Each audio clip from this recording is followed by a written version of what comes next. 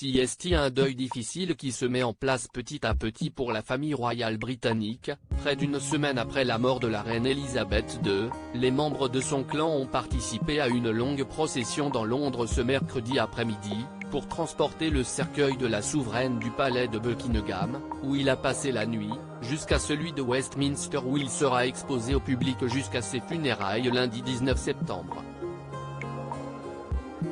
Et c'est le roi Charles III, qui, comme en Écosse ces derniers jours, a mené le cortège, entouré de ses frères et sœurs mais également, pour la première fois, de ses deux fils, les princes William et Harry, le premier en costume militaire, le second en smoking, puisqu'il a désormais perdu ses titres militaires.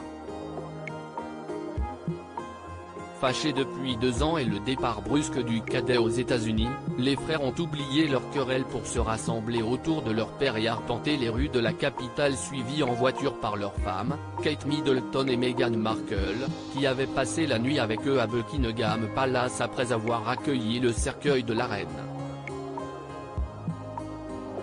Une image de réunion forte qui rappelle forcément un funeste jour de septembre 1997, il y a exactement 25 ans, alors adolescents, les deux princes avaient déjà marché ensemble derrière le cercueil de Lady Diana lors des funérailles de leur mère.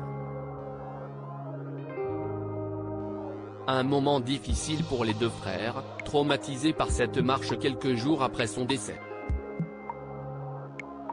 Ceux-ci s'étaient également retrouvés lors d'une procession pour leur grand-père, le duc d'Édimbourg, en avril 2021, mais la reine, voulant éviter toute polémique, les avait séparés grâce à leur cousin, Peter Phillips.